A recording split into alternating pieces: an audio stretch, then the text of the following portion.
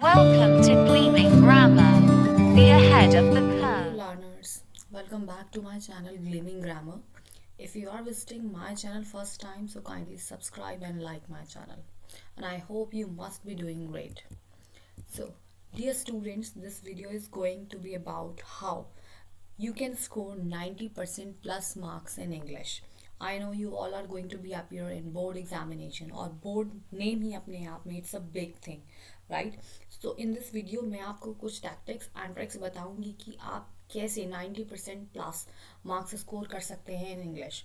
Firstly I would like to tell you कि there is a misconception erroneous notion that English evaluators don't give 90% plus marks in English. तो ऐसा कुछ नहीं है, English evaluator भी 90% plus marks देते हैं. Plus there are several students जिन्होंने 100 आउट ऑफ 100 भी मार्क्स गेन किए हैं in English language. Alright, so let's move ahead.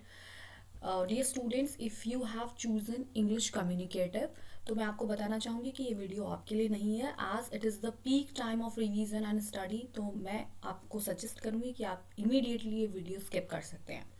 This video is going to be for the students who have taken English Language and Literature, जिसका code है 184.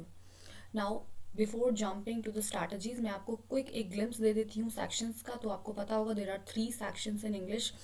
Section A reading skills are assessed in this section और इसके total marks होते हैं 20.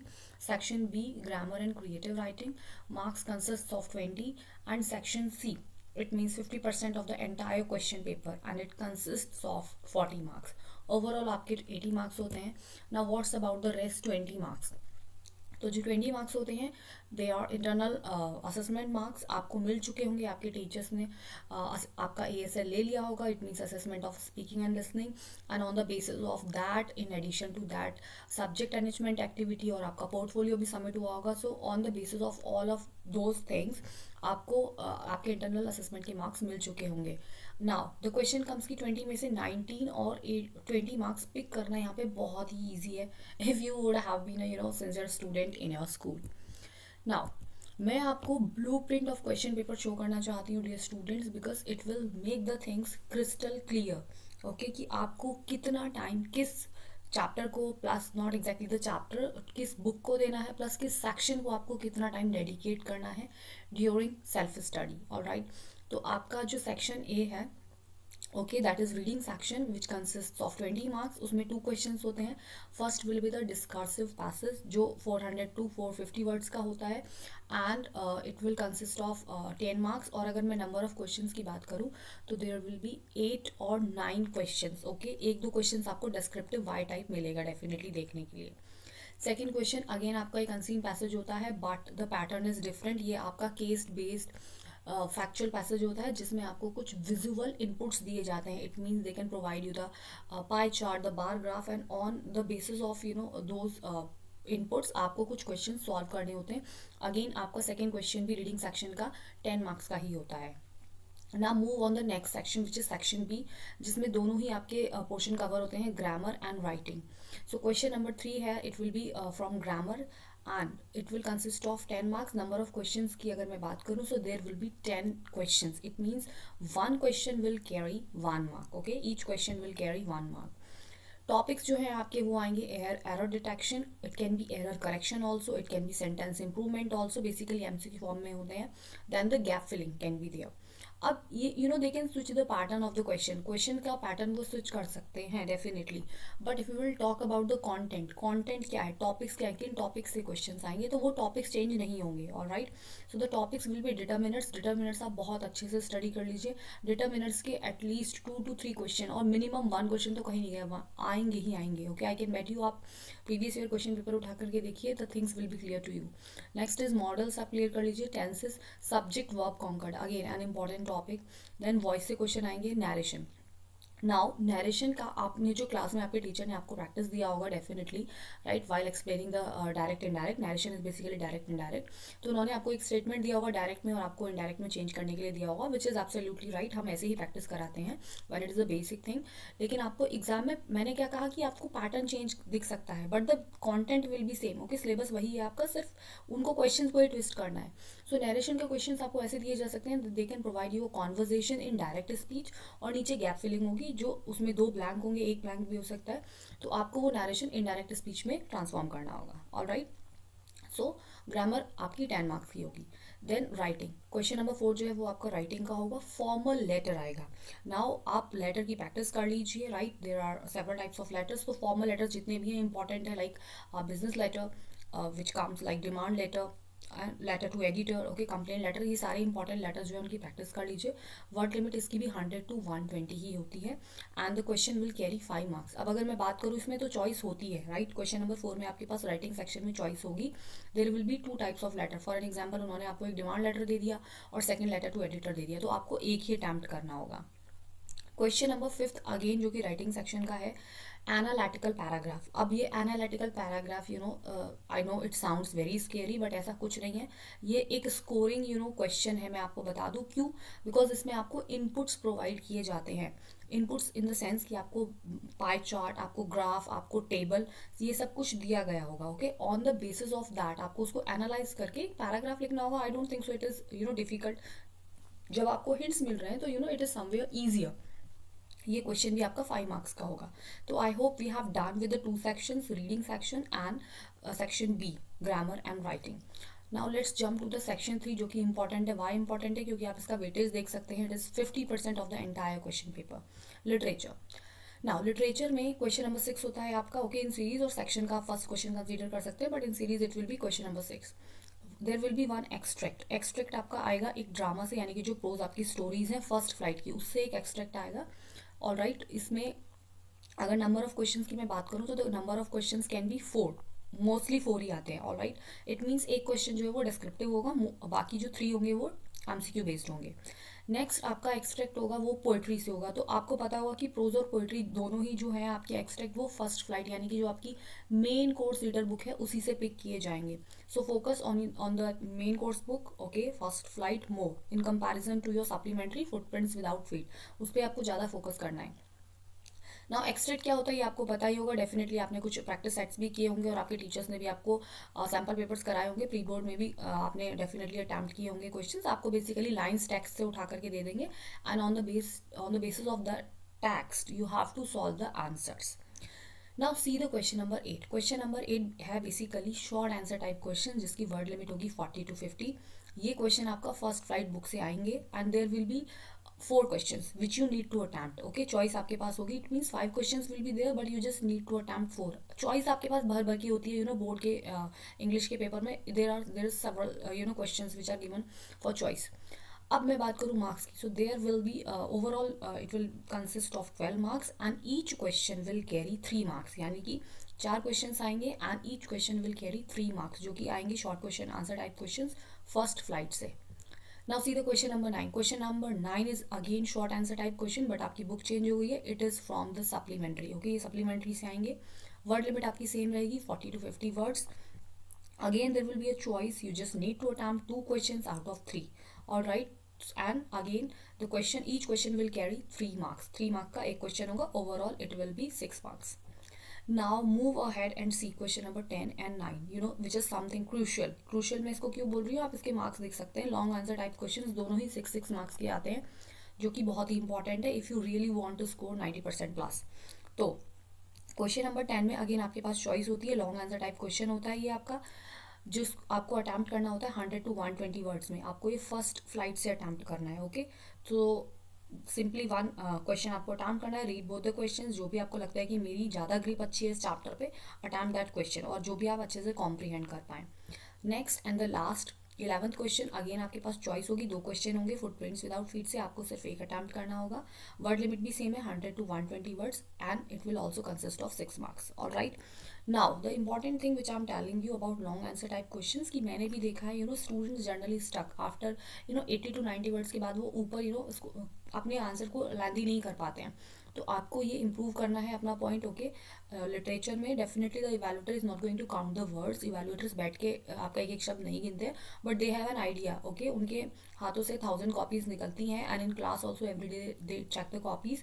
तो don't under evaluate your evaluator, ठीक है। Practice the long answer type questions. Now I know what you are thinking and what you are looking for, that where is the secret sauce, right? Ma'am ने जो main title डाला है, that is that you are going to have in this video all the strategies and tactics. तो वो strategies और tactics आपको कहीं दिखाई नहीं दे रही हैं, but don't worry, I am gonna tell you. पहले मैं आपका एक मिसकंसेप्शन और अरोनियस नोशन क्लियर करना चाहूँगी कि डियर स्टूडेंट्स, आपने अगर पिछले 9 से 10 मंथ्स में कुछ भी स्टडी नहीं किया है, फॉर एन एग्जाम्पल कुछ भी से मतलब मेरा है नथिंग, ओके, और प्री बोर्ड भी आपने बहुत सीरियस होकर नहीं दिए हैं, और प्री बोर्ड होने के बाद में अगर आपने उनको प्रॉपरली एनालाइज नहीं किया है, तो I don't have any magic wand, मेरे पास भी यहाँ पे जादू की छड़ी नहीं है जो मैं आपको दिखाऊंगी and you will score 90% plus.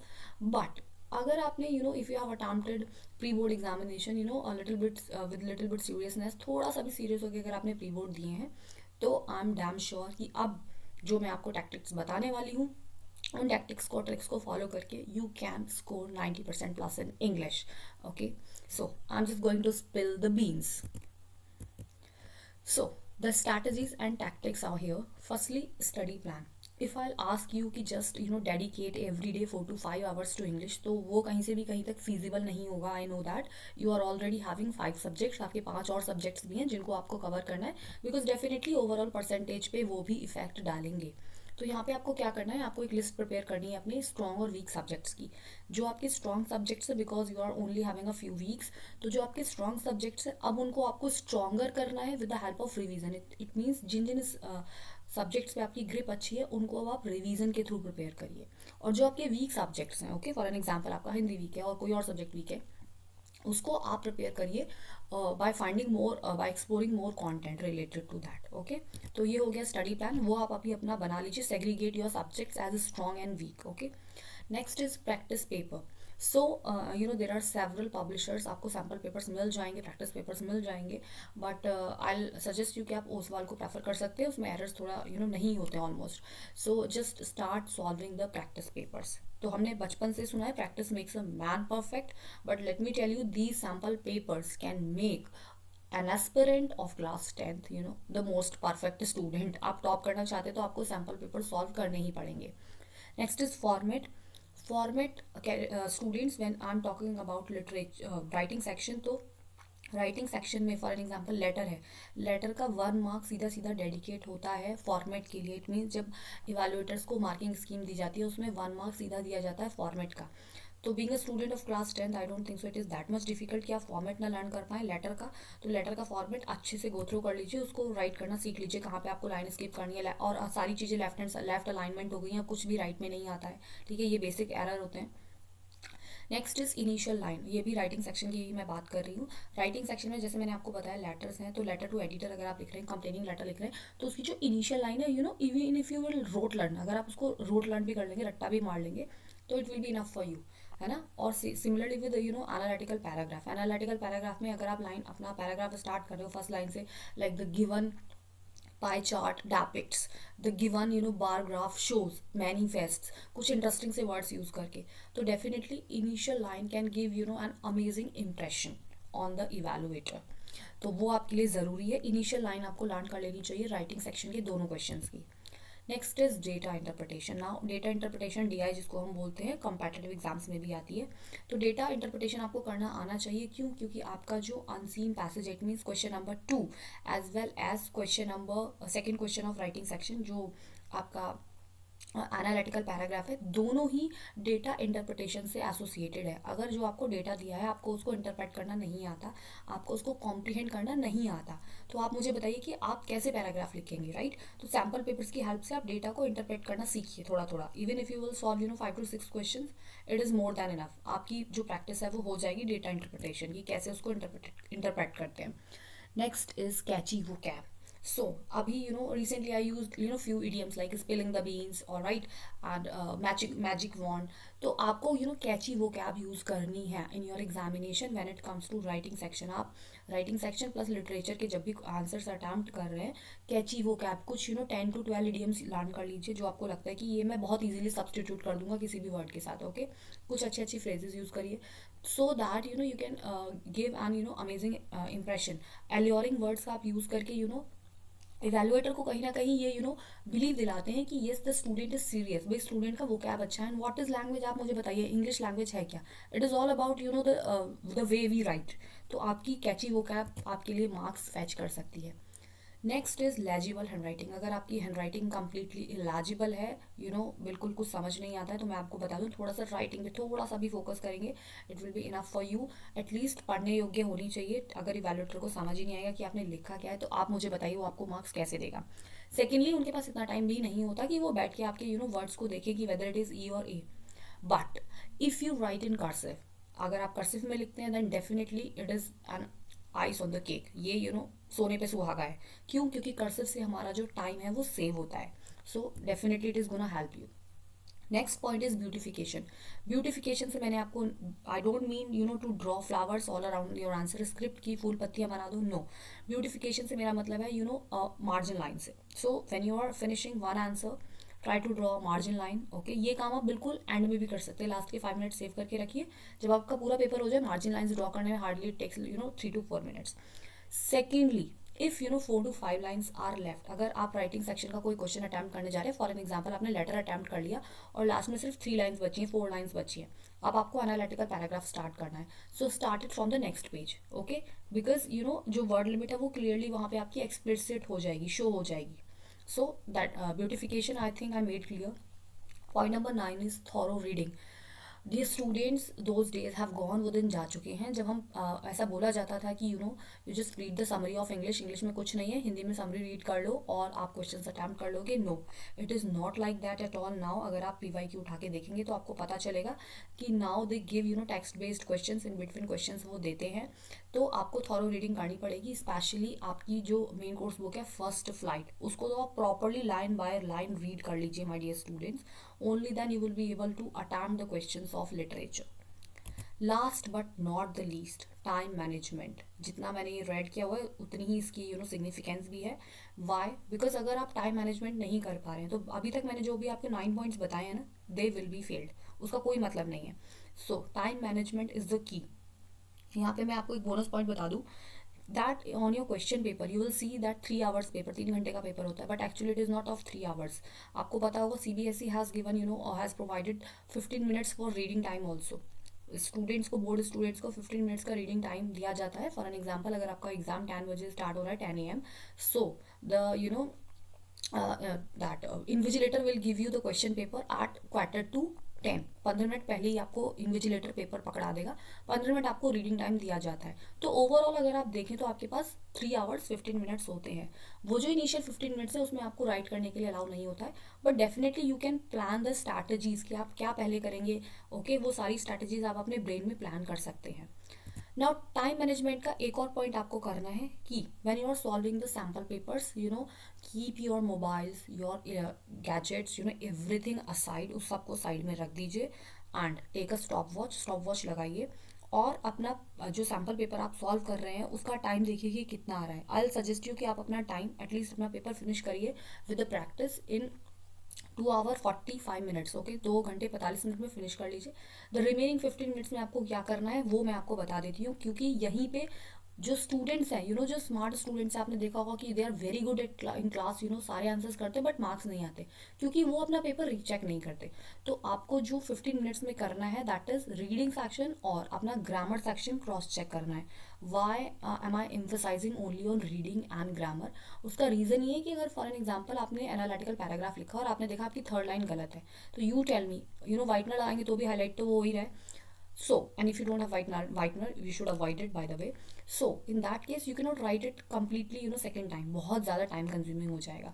जबकि आपके जो ग्रामर में क्वेश्चंस है all which are MCQ based, और आपका जो रीडिंग सेक्शन में क्वेश्चंस है वो मोस्टली MCQ होते हैं, और उसमें एरर होने के, स्पेशली योर ग्रामर सेक्शन में एरर होने के चांसेस थोड़े से हाई होते हैं। So in that 15 minutes go through your paper quickly, recheck your answer script. So that's all. Dear students, I hope you must have liked the video and the strategies and tactics which I told you. If you want to see more content which is related to class 10th English, so kindly click on the icon of my channel, subscribe my channel, share it with your friends. Thank you and have a nice day.